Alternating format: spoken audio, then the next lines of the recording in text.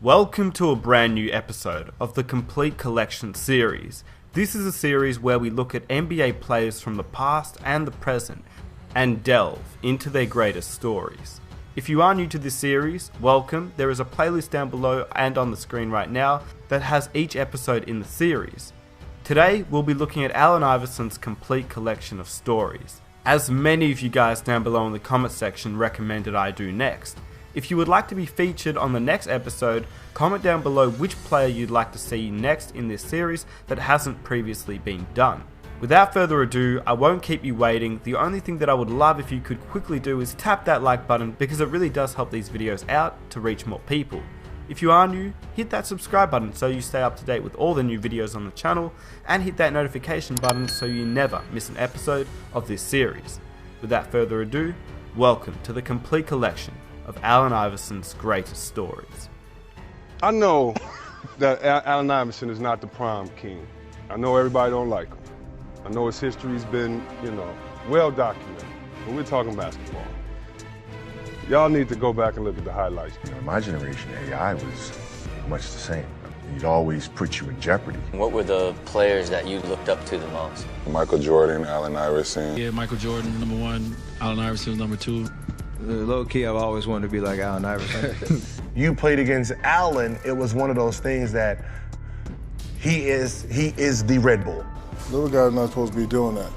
Little guy's not supposed to be crossing up the greatest player ever to play the game twice and not go anywhere. Little guy's not supposed to come in and get knocked to the floor and still come back up. Yeah, I don't think we should judge Allen for the way that he wants to express himself. I mean, listen, we talking about practice. Not a game. We talking about practice. Practice. Practice. We talking about practice. We talk about practice? You ready to go to practice before we get better, bro? Practice? Not the game, you talking about practice? Even practice. Practice. We talking about practice. This is the honest to God truth. I retired because of Allen Iverson. He came down and he did that crossover thing, and I tried it, and then he laid it up, and then he hit me on the butt running by, and I knew it was time to go. He had such incredible speed and such a quick first step. To be that quick and his energy is amazing. It's something that makes him remarkable.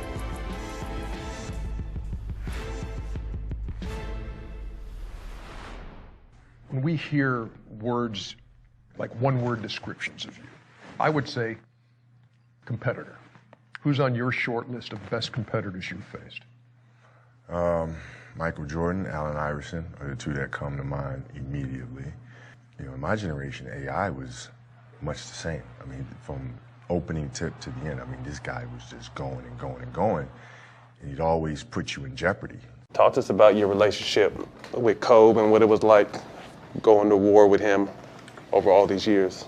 He really admired you, bro. Yeah, he was the ultimate. He was the ultimate competitive man. Like, You lucky Allen Iverson not 6'8". 6'6", that's what he always that's what that man said, man. You lucky Allen Iverson. When I heard that, 6'6", it made me feel so good, because the respect that he gave me, it was like he know. He drove me to be more obsessive about the game, because I had to figure out how to solve that problem, You know how killers respect killers. You know what I mean? And that's what it was. He knew who I was. I know who he is. He gave me that push. I gave it to him. I love the stories. Just for people to put me in the same sentence with Kobe, just make me feel good about my grind, my mom, my family, my teammates, y'all, my homeboys. Just is a tribute to y'all. And I told him when I saw him here this weekend, I said, man, you don't realize how much you pushed me, and I don't think people nowadays realize how great you were as a player, and how big of a problem you were for defenses. To put me in the same category as Kobe Bryant, like, that's so dope to me. Rick, I remember my first year coaching in Toronto. I'm in this little restaurant I go to, a little quiet place. In walks AI. We got a Sunday afternoon game.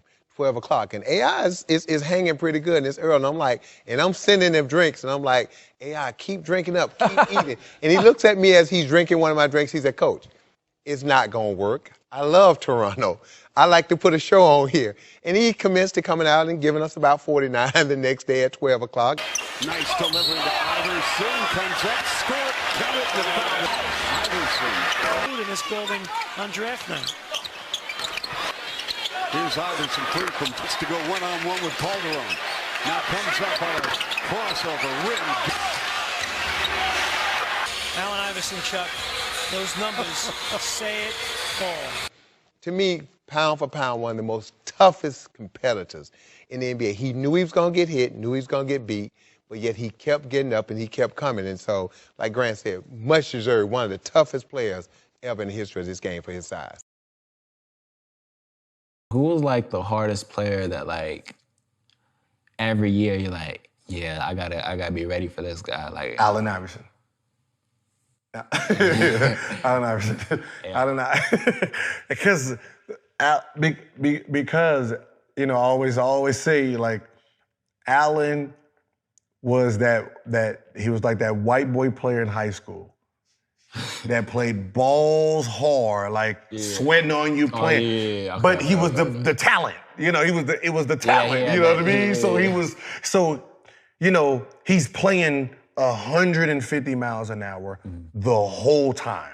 Like, so you're gonna go from him getting a steal here to him saving the ball, jumping 4 rows into the what's the name? Somehow he got out of that and made a layup. Yeah. Like, wait, what? Like, you know what I mean? That was his hustle. Like, you know, if you know a ball got knocked loose and you're like jogging, I was about to go out of bounds, he's sprinting to it, like he was one of those guys. So when you played against Allen, it was one of those things that he is the Red Bull.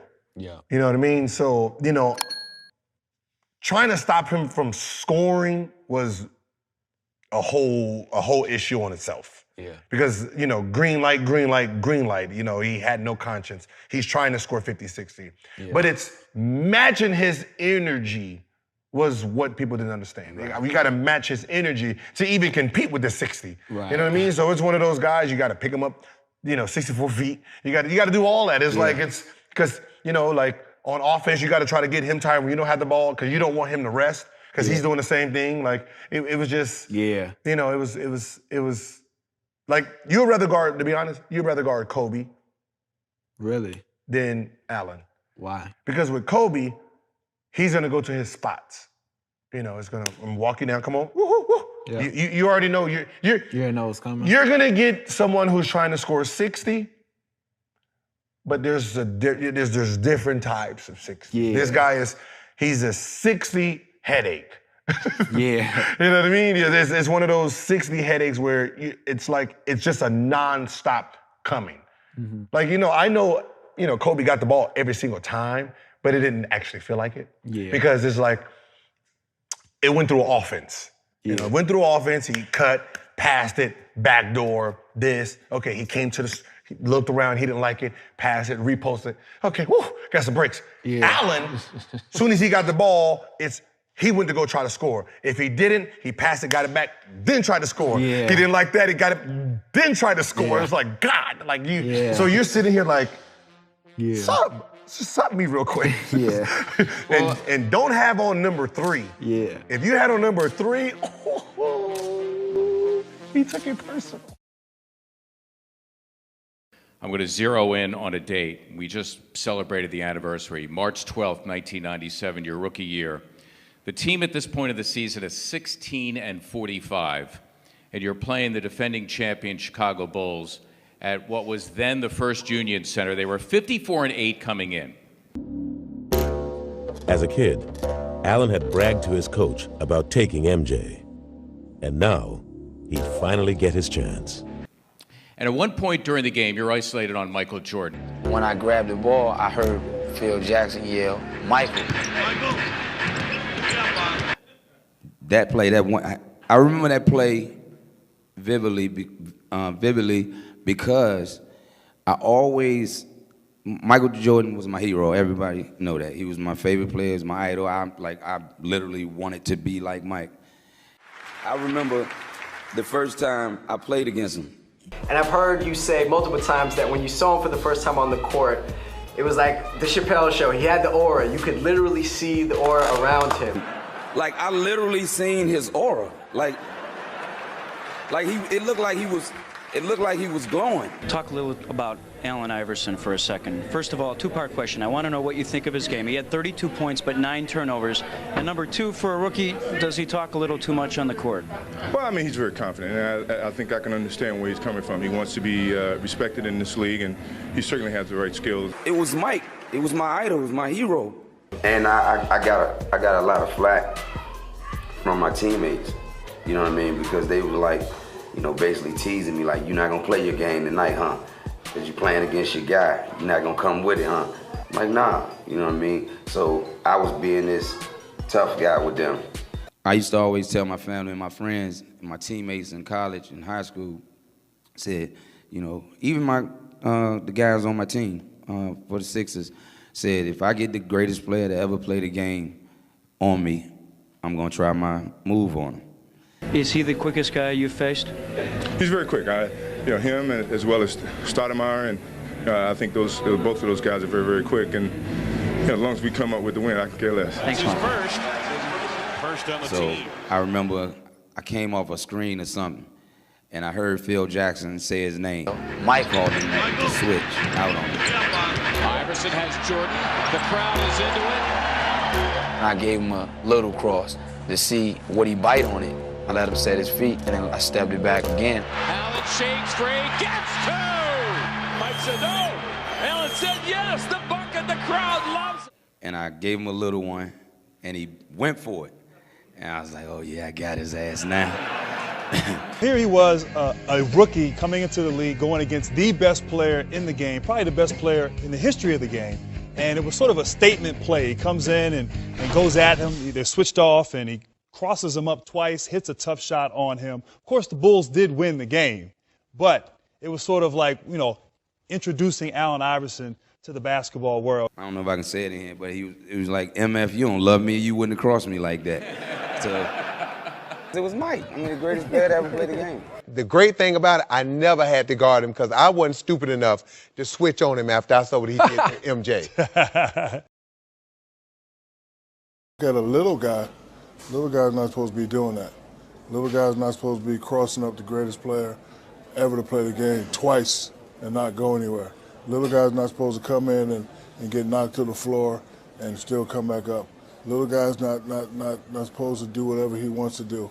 Little guy's not supposed to be a 3-time scoring champ. Four, excuse me. So that's why I think he had a bigger impact. I think people can relate to him more because not a lot of guys that are 7'11". It's not a lot of guys that are 7'1", but it's a lot of guys that are 6 foot, 5'9", 5'10". And one story I have. We have a practice. He's going hard as I don't know what. The media's been on him kind of all this, and he's just mad. He's quiet. He's not saying nothing. I'm like, oh, yeah, I feel something coming. Go to Milwaukee. It was the best game I've ever seen by a teammate in my life. He gave them 60-something, passing the ball, doing his thing. Was he a difficult player to play with? He only knows how to score. He only knows how to go hard. But I've never in my life, never, played with a player that played as hard as him on the court. Maybe Bobby Jackson, Doug Christie, other guys that played as hard. And so it's a lot of guys I know played as hard, but I've never been with somebody played as hard as him. And so when I see him going through all this, you know, I just hope that at the end of the day, because all we're talking about is basketball. He's not President Obama. All we're talking about is Boop. And if you look at him and what he did, man, you name me another guy with the heart he had every night. He used to wear hockey pads. You know, the pads that go, you guys probably want them too, the pads that go all the way around you. I used to see him after games, bruised, banged up, and his only thing was, yo, Webb, I got to go hard. You know, if they watch me, this is the first night. This might be the first time anybody's ever come see me play. It's just an honor to watch that guy play, man, and I'm proud to say I played with him. Justin Kimbrell said on that night he had 54. 54. Well, I lied. I put 6 on it. I put 6 on it. My bad.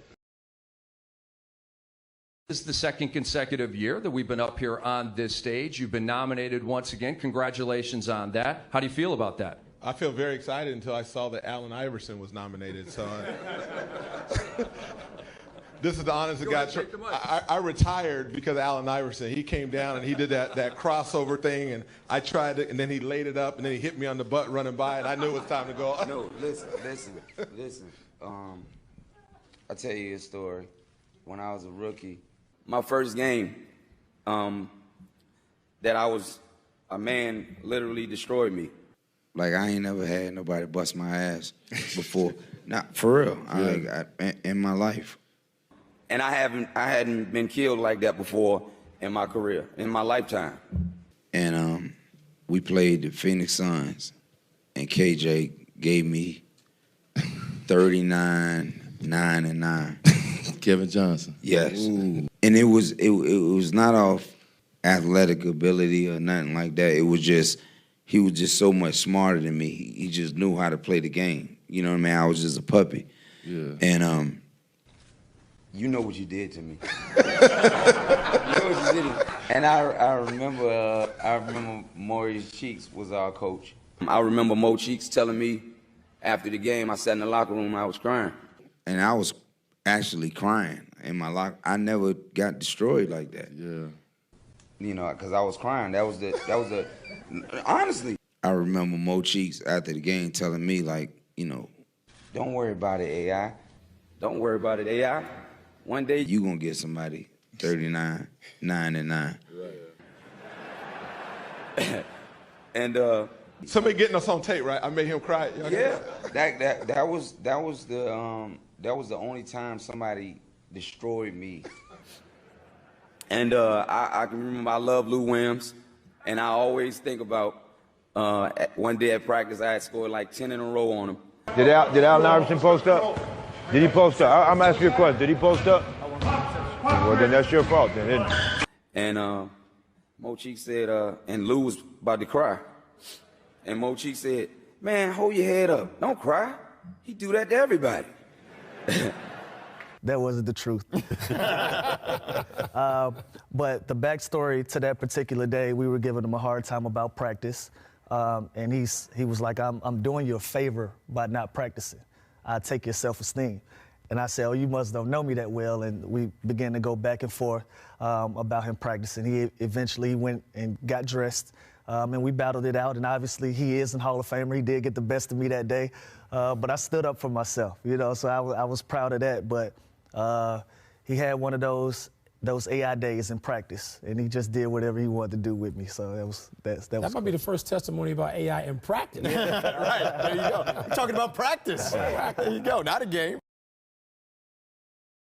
So there's a very iconic quote that you said. I thought it was lit. You said, "The better you look, the better you play." And with that, let's just talk about the legend that is the arm sleeve.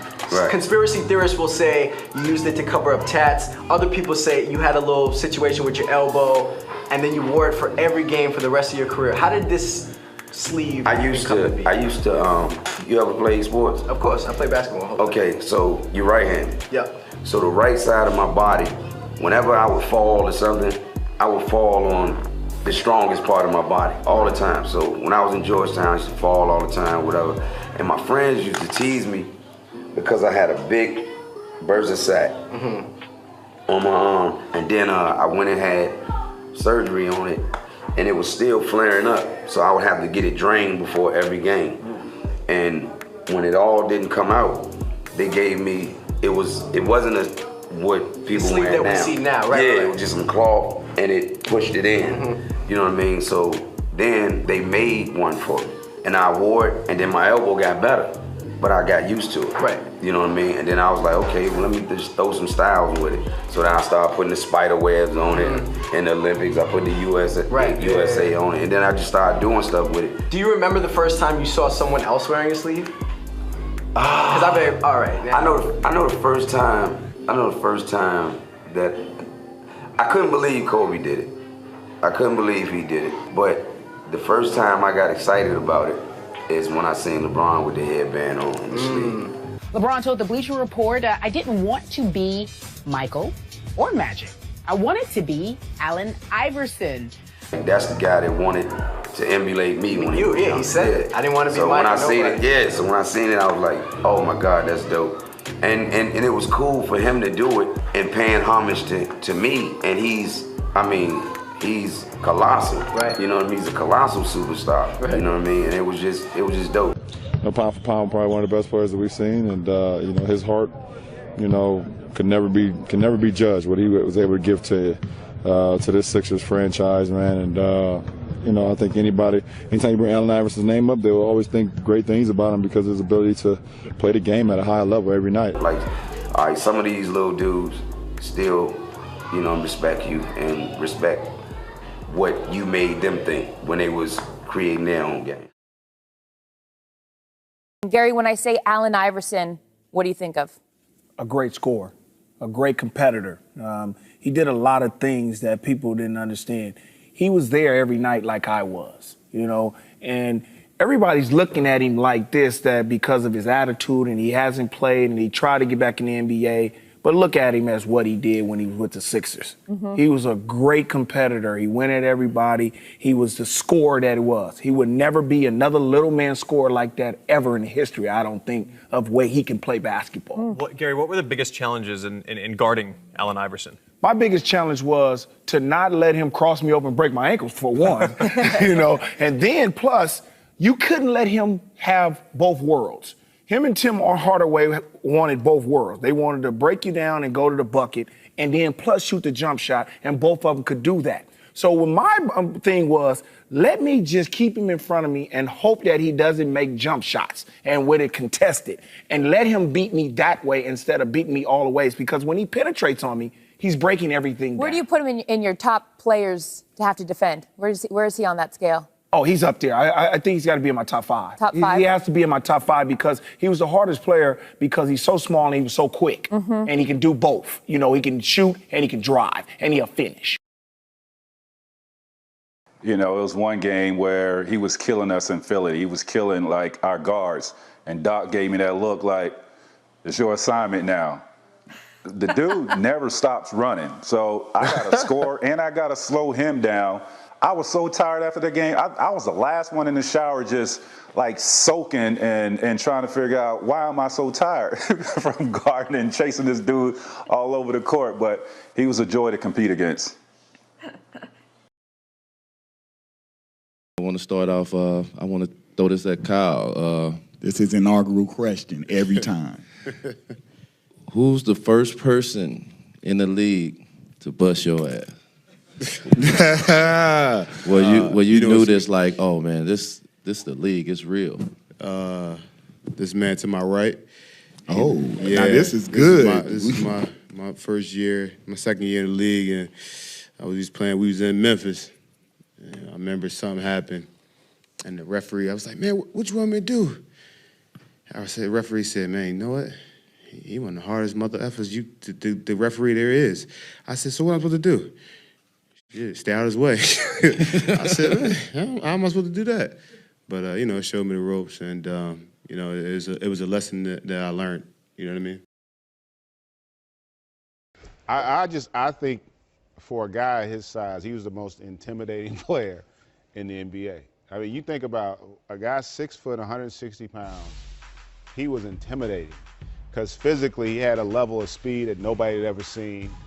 You know about the killer crossover, but to see Webb's point, the athleticism and then the relentless attack mode that he was in. Because that was the thing that made him so tough, because some guys you would play against, and Rick, they're going to take 16, 18 shots a game. You're going to have an opportunity to defend them. Iverson would go out there and take 35, 40 shots. He was in attack mode the entire game, and that just put a tremendous amount of pressure on 5 guys defensively. It wasn't just the point guard. I just never seen anybody like him. He's just fearless. That's what I respect most about him. He brought it night in and night out. You talk about guys that had an attack mode like Jordan and Kobe, that they're always compared. He's on par with them in terms of his aggressive attack to the game. You saw him tear up a little bit when he was talking about this year. This was the NBA Finals, 2001. 2001.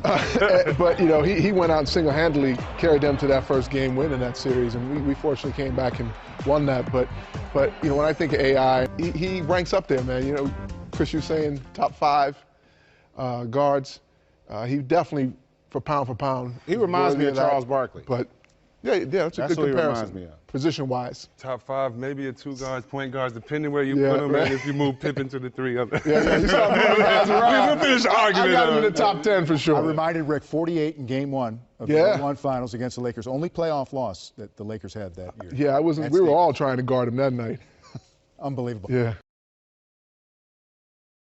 In the category of missed opportunities and what if and living totally up to potential, does Allen Iverson fit in there at all for any of you here? No. No, I don't think so. He reached it to. He maxed out. He maxed out. I don't think there's any guard that size other than Isaiah that's going to have that career. I don't think anyone. I think a lot of the guards like Ty Lawson, they thanking Allen Iverson, thanking guys like Isaiah to say, you know what, if I'm 5'10", 5'11", or even 6 foot, I can use my quickness. If I got a jump shot, use the pick and roll. Allen Iverson said that he can get knocked down 100 times, he's getting right back up. Yeah, but being I think he maxed out. Yeah, I don't think he. You won't look at Allen Iverson and say he did not reach his potential. I mean, he was MVP of our league once. You know, 4-time scoring champion. Yeah, so there's nothing. If you get more out of that, if he gets more out of that, unbelievable talent, and an unbelievable culture impact. He made your appearance, your demeanor, your attitude that people thought were threatening, not non-threatening, right? And realized that it's just a way of. Was that good? I think so. I really do. I think overall, he had his qualms, things about he probably should have done better. But in terms of a breaking down a wall and a barrier of stereotypes, I think he changed some of that. And I think that he made guys who wouldn't wear braids wear braids. He might have, I don't even know if Tim Some people Duncan... wearing braids too long now. Yeah, true. Too long, yeah. But I'm saying, too long. it was a stereo, it was a profile. And I think, the way he dressed and what he did, he kind of changed the whole culture and the attitude. And you had guys, I even think maybe Tim Duncan had some braids at one time, you know what I mean? So it's kind of all, he just changed your thought process in a good regard in that way, even though there were certain things he could have did better. Who's your point guard? I'm gonna go with AI, because he was fearless. He was like me. My thing was any little guy that came in there, I'm gonna touch him up, Ernie. I'm gonna touch him up and lay him down. But he was the only one, besides Gary, he was the only one that just kept coming back. On the rebound, Iverson putting the move on Bryant, rejected by O'Neal. 5 block shots for Shaquille.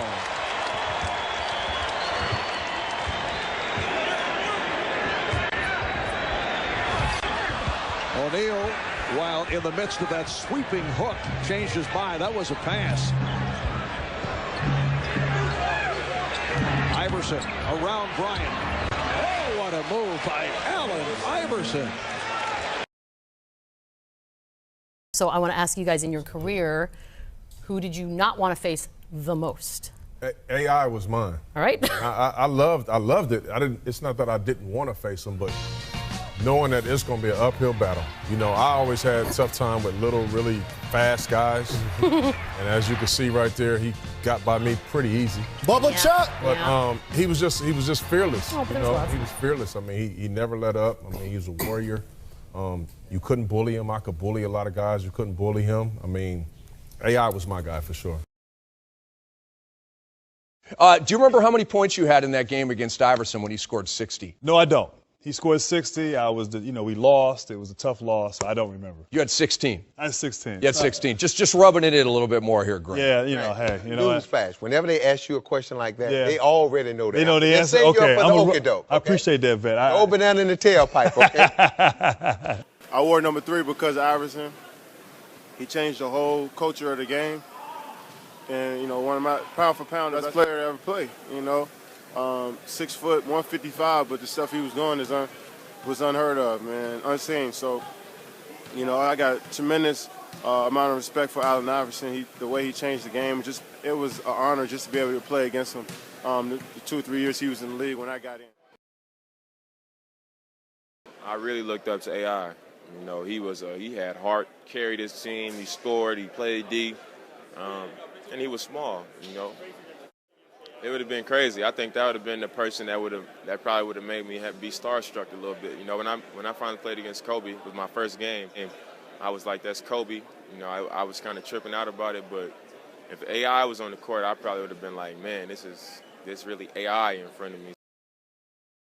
He meant everything to me. You know, I grew up in North Carolina, and I loved Michael Jordan to death. But I think Allen Iverson had the biggest influence on the game of basketball than anybody. You know, I don't even think it's close. And a lot of kids and even guys in the NBA will tell you, you know, the sleeves that guys wear on their arms now, that's Allen Iverson. You know, some guys wear it as a fad now and stuff like that, but that's Allen Iverson. When I was a kid, I wanted braids because of Allen Iverson. You know, I wear number 3 the way that I play because of Allen Iverson. So it was tough to see him retire because, you know, he's AI. But like I said, it's a few guys that I played against in the league. I'll never forget the first time I played against him, and he was one of them. He's an icon around the world, and he's pound for pound one of the greatest that's ever played in professional sports. AI has been doing it for years. You know, his crossovers, his toughness. One game in Philly, he was just rocking the points up. Iverson finds his way in for 2. How did he do that? When I just, you know, found myself looking at him like, you know, this guy is unbelievable. Yeah, Michael Jordan, number 1. Allen Iverson's number 2. And obviously Kobe's number 3. My top 3 favorite players of all time. Steph, I noticed that you ditched the sleeve, but what was kind of the decision behind that? Is your elbow feeling better? Low key, I've always wanted to be like Allen Iverson. That was the only way I could really come close, but it just wasn't feeling right. Just kind of a split decision, just whatever. It's accessories, it don't really matter. All I heard was, oh yeah. Oh, you bad teammate, you this, you that, you don't show up for practice, you don't do this, you don't do that. And then I get there, he practicing every day, right. Cooking. I promise you, it was a couple of days I ain't see him miss, bro. We go out, we go to Miami or go wherever, LA, we kick it, I go out and everything. Next day, 45. Yo, you was with me, right? Yeah, you was there, and you had 45 today? Hey, man. That's my special power. He changed the game. You know, he inspired a lot of young guys, you know, to want to play basketball and be who they are. You know, just never changed for anybody. And he's a great player. It's fun to watch, you know, fun to play against, and he's a great person. He came in his style, his way. Ain't care what nobody say. He brought style to the game of basketball. He brought flair. He brought, you know, the tattoos. He brought the braids. He brought, you know, he made guys feel good about themselves on the basketball court. Gave guys swag. Even right now, to this day, everybody wants to be AI. Even little kids that never really saw AI play, everybody wants to be AI. Allen Iverson used to say, you know how hard it is to shoot 30 shots a game? You know how much energy it takes to shoot 30 shots a game? And it's true. Like, a lot of us don't understand, like, to create that many shots takes a lot of energy. And you know, Bron's doing that, plus, you know, he's doing so many other things, and I don't think, and he's appreciated enough for just how much energy he puts into every single game to do what he does. It's just unbelievable. Every time I guard Allen Iverson, I just get in foul trouble. Right. I was just like, damn, dude, I want to guard my dog, my hero. Boop, foul. Hey, I stayed on the ground, dog. Hey, I tell you, he'll dribble the ball, run right into me, and then, you know, I'm bigger than him, so I'm going to push him for sure. Foul. Too quick on him. And I hope you guys enjoyed the video. If you did, please help me out by hitting that like button, subscribe if you're new, and hit that notification button so you never miss an episode. I'll be sure to catch you guys in my next one. I'm out. Peace.